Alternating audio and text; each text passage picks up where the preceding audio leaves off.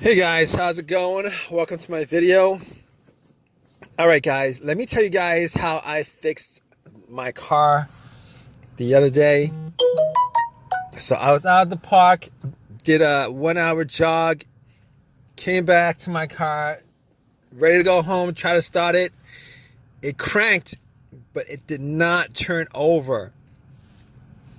It kept on cranking, but did not turn over. And I must have tried to crank it at least, I would say like 15 times within the course of me trying to figure it out, what the problem was. All right. So I'm like, okay, what could this situation be, considering I did change the battery up. I changed the battery maybe 2 months ago. It's got a brand new battery. It's not the starter. I know 100% it's not the starter. Obviously, it cranks. The starter cranks the car. It cranks. So I'll rule out the starter. Everything having to do with the starter, ruled out. And basically, it was a strong crank. So I was pretty sure it wasn't the battery. But just in case, I turned on the light. The headlights went out. See how bright they are, and they were pretty bright. So I was like, it probably isn't the battery. I was thinking maybe I had a defective battery, but I was pretty sure it wasn't the battery. All right, it wasn't a slow crank. It wasn't like, it wasn't a slow crank. It was a strong crank. But here's what I did anyway. I actually got my power pack, put it on, and try to crank it that way, just to make sure it's 100% not the battery. And it cranked. It wouldn't start. Did the same thing. Definitely wasn't the battery. And on top of that, I was looking around just to make sure that my terminals were clean and tight, because I did clean the terminals. I did tighten them up 2 months ago. I didn't think that it was going to be corroded after 2 months, and they weren't corroded after 2 months. So I was like, all right, okay, I know what the obvious is, but I'm going to go through these steps, just to make sure that I pretty much troubleshoot the easiest things, and then I'm going to go to, the bigger issues. So at that point, I knew it wasn't the starter. Obviously, it's not the alternator. I'll rule those things out. You guys in this situation, you guys don't want to start ruling things out as what the issue is. It won't be the starter. If it's a strong crank, it's not the alternator. If it's a slow crank, wait. If it's a strong crank, it's probably not the battery. If it's a slow crank, it's possible that it is the battery. But just to rule it out, you guys should probably at least try to give it a jump. This situation, just to make sure it's 100% not the issue. All right. So it's not a slow crank. It's a very strong crank, and it cranks up pretty strong. All 15 times that I try to crank it up. So I could rule out those things. Check all the terminals, rule that out. And the negative wire, I could rule that out too, because I wouldn't be getting a strong crank. Well, it's possible. It's possible that it could be the negative ground wire that could cause that issue. It's very possible, maybe. But I was getting a strong crank, so I was pretty sure that all the wiring were tight and good, and it wasn't with the negative or the battery or any of the other stuff. So moving on from that, I'm thinking to myself, okay, maybe it's a fuse. Maybe it's a fuse, the fuel pump. Maybe it's a relay to the fuel pump. Maybe it's the fuel pump itself.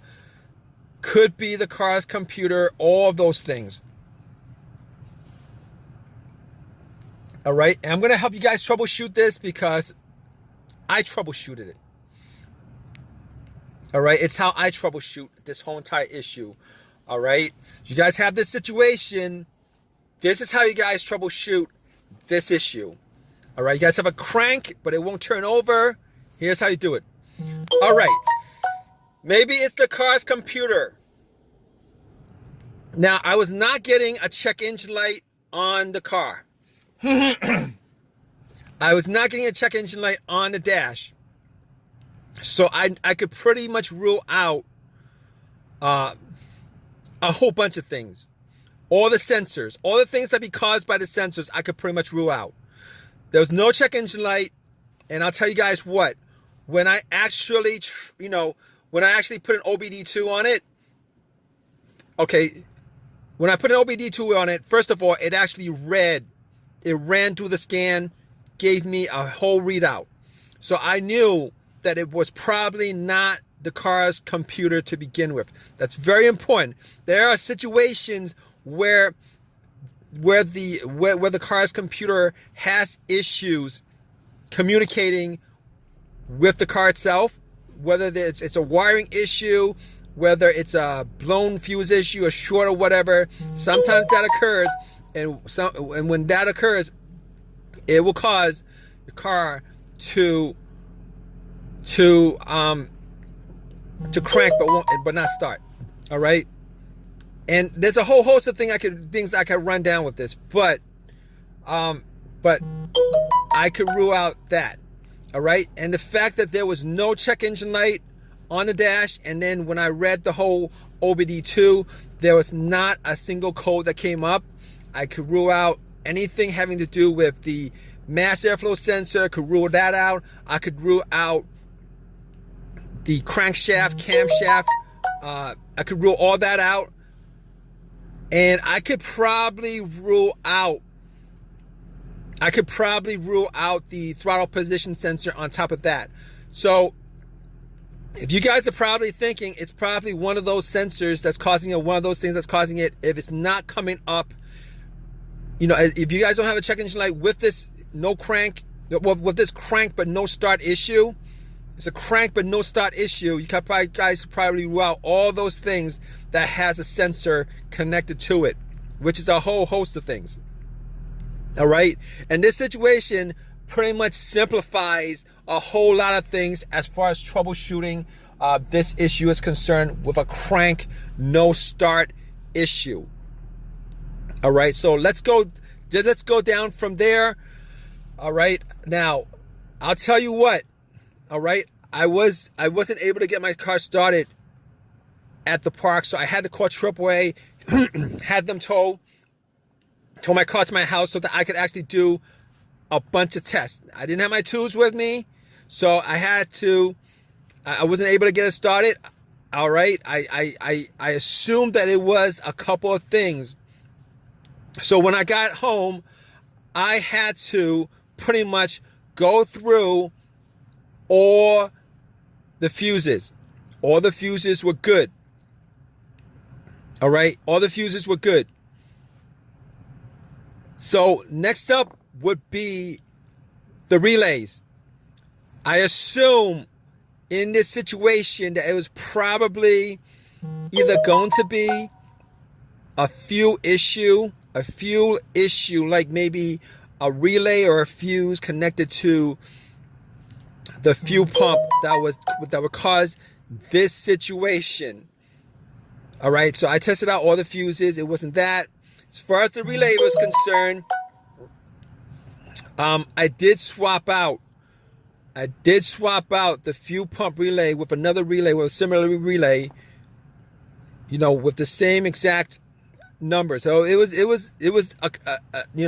I did swap out one of the relays for the fuel pump relay, and that didn't do anything as far as that situation is concerned.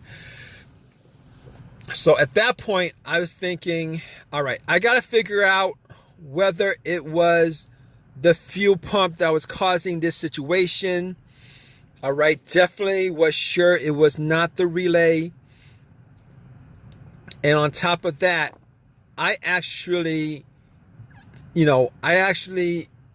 took off the line for, the part of the fuel line just to see whether there was any fuel getting pumped out. There's no fuel pumping out. And on top of that, I actually did not hear the fuel pump prime. All right, when I turned it on to the on position, did not hear any kind of priming coming from the fuel pump.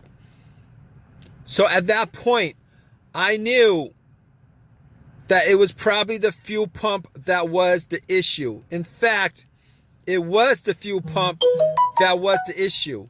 Now, I was hoping that it would have been the fuel pump relay. If it was the relay, it would have been a quick fix. However, since it was the fuel pump, it took an hour or two for me to replace it. Got the car to start afterwards after it was replaced. It was the fuel pump that was the problem.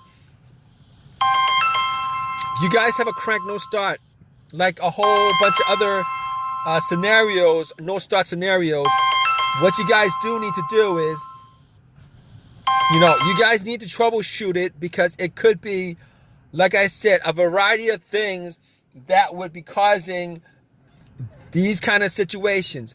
Hopefully, if you guys are in the same situation, this video has helped you out in some way. Maybe it's a fuse that was blown or something like that. Hopefully, you guys got a simple fix for you. But that was my whole entire scenario happened because the fuel pump needed to be replaced. All right, guys. If you guys have any comments on this, please drop a comment in the comment section. Please give me a thumbs up and please subscribe, guys. All right, take care.